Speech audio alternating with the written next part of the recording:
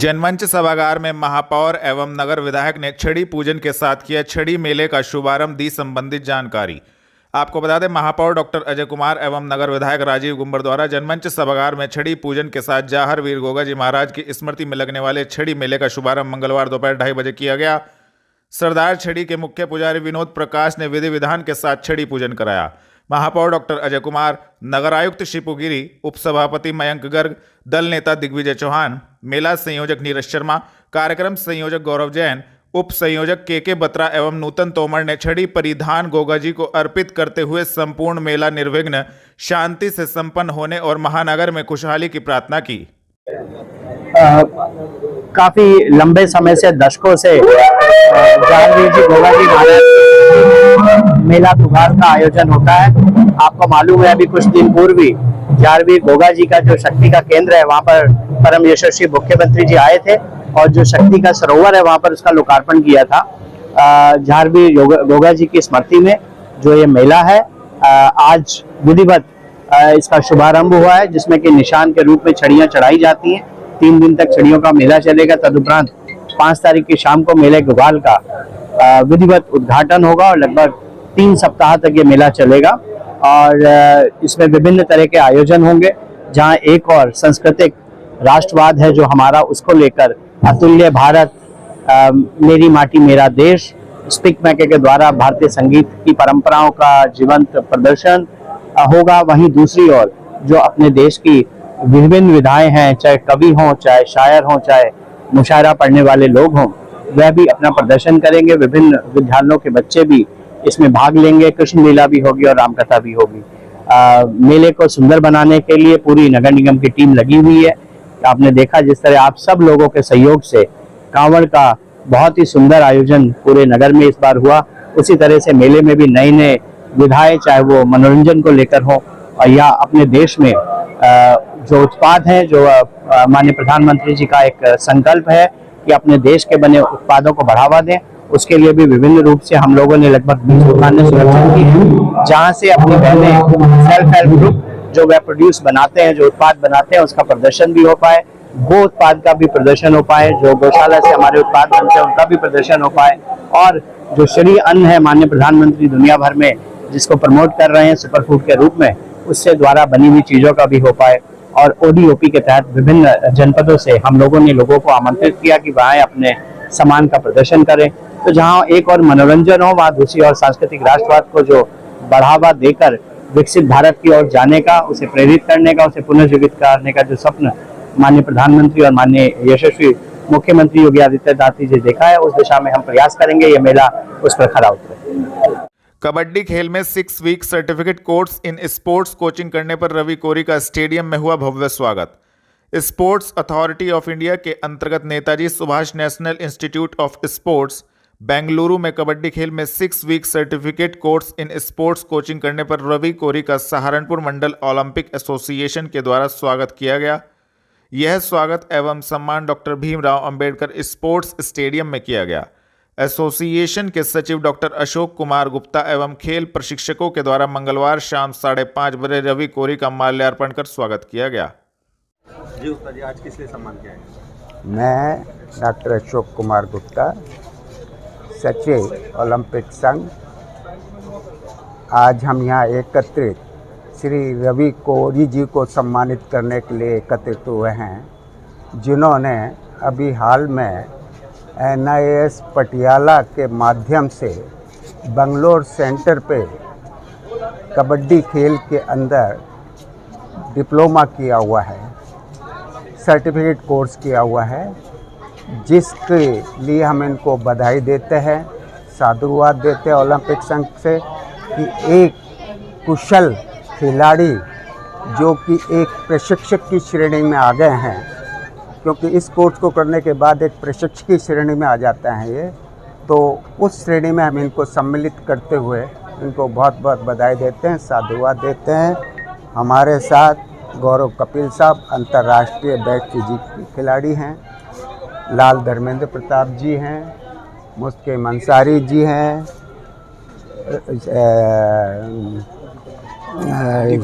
दीपक शर्मा जी हैं, कहाँ गए, पोपन कुमार कहाँ गए, पोपन कुमार जी हैं। इन सब लोगों ने मिलकर के हम सब इनको बहुत बहुत बधाई देते हैं, साधुवाद देते हैं और अपेक्षा करते हैं कि सहारनपुर में कबड्डी के खिलाड़ियों को और अच्छी स्तर पे ले जा कर के सहारनपुर का नाम रोशन पे देश का प्रतिनिधित्व करते हुए रोशन करेंगे। धन्यवाद। जी गौरव भाई, आप सम्मान समारोह पहुंचे, आप क्या कहना चाहेंगे? सबसे पहले अगर इनके व्यक्तित्व की बात कर दूं, जब से मैं रवि को जानता हूं तब से इनका जो व्यक्तित्व है बहुत सरल और सहज। दूसरी चीज़ ये है कि जो ये सर्टिफिकेशन NIS से करके आए हैं, उस सर्टिफिकेशन का लाभ सहारनपुर में कबड्डी के खिलाड़ियों को मिलेगा इनके माध्यम से। तो मैं उसके लिए, इनके प्रयासों के लिए, जो इन्होंने अपना समय उस सर्टिफिकेशन को करने के लिए दिया, मेहनत की, उसके लिए मैंने बधाई देता हूं।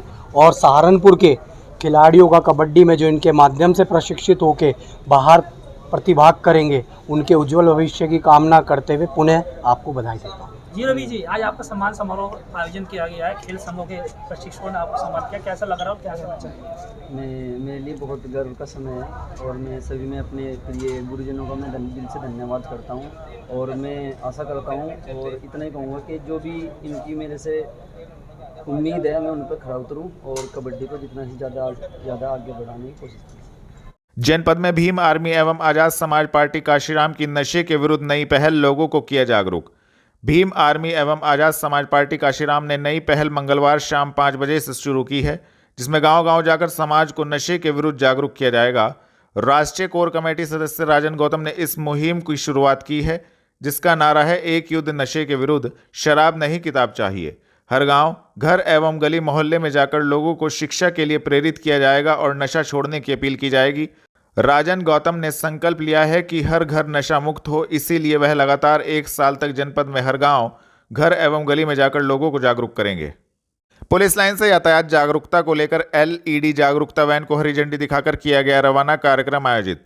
मंगलवार शाम 6:30 बजे सहारनपुर पुलिस ने SK फाइनेंस के सहयोग से पुलिस लाइन से यातायात जागरूकता पर एक विशेष CSR पहल के तहत एक LED जागरूकता वैन को हरी झंडी दिखाकर रवाना किया गया। यह वैन अगले 15 दिनों तक शहर की यात्रा करेगी, जिससे नागरिकों के बीच सड़क सुरक्षा और यातायात अनुशासन पर संदेश प्रसारित किए जाएंगे।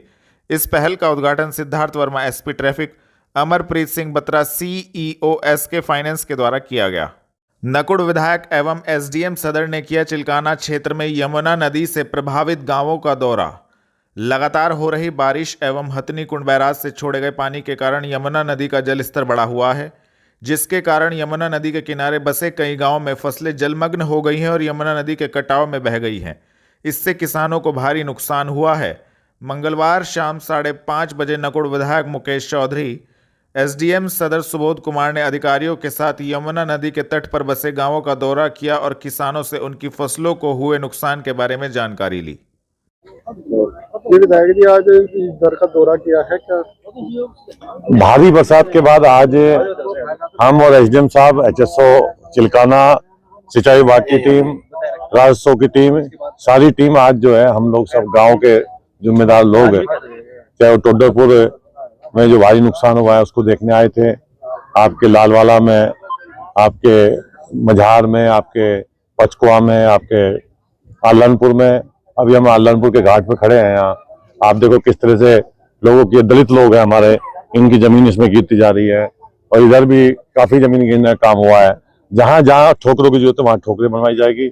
जहां जहां इनको, मुझे टोडरपुर के लोगों ने बांध की बात कही है, हम बांध वहां बनवाने का काम करेंगे। अभी हम ये सोदने आलनपुर का जो पुल है, इसका निर्माण जो चला है, इस पे जो रास्ता सेतु निगम ने बनाया था वो भी कट गया है, उसको भी दोबारा से बनवाने का काम करेंगे। जो भी समस्या क्षेत्र के किसानों की, क्षेत्र को लोगों की होगी, उस समस्या का निदान करने का हम लोग करेंगे। किसानों का जो नुकसान हुआ उसके लिए उसका सरकार को भेज के उसको मुआवजा दिलाने का। जी, आपका नाम? संदीप पवार, टोडरपुर। क्या नाम, पानी आया है, इससे कितना नुकसान हुआ? बहुत ज्यादा नुकसान है जी, और धन्यवाद करेंगे विधायक जी का, आज मौके पर पहुंचे, निरीक्षण किया और जो भी व्यवस्था होगी, जो भी काम होंगे उसके लिए सरकार के भी कुछ कर्मचारी साथ थे, उनसे आदेश करा कि भाई यथास्थिति पर निगरानी बनाए रखें आप और तुरंत कार्रवाई करें आप। कितनी फसल नुकसान हुआ? फसलों का तो काफी नुकसान है जी। जो पानी यमुना से बाहर निकला जी, उसने काफी नुकसान कर दिया। धान की फसल भी काफी नुकसान है, जो पॉपुलर है यहाँ की मुख्य फसल, उसमें बहुत नुकसान है। क्या कुछ मांग करते हैं? मांग कुछ नहीं करते, बस सबसे पहले हमारी मांग तो है कि टोटरपुर के लिए एक रिंग बांध की व्यवस्था की जाए बस। नहीं तो गांव की स्थिति हो जाएगी जो दराड़ी उत्तराखंड में है, उत्तरकाशी में, वो स्थिति यहाँ पैदा हो जाएगी। पूरा गांव इसकी चपेट में है।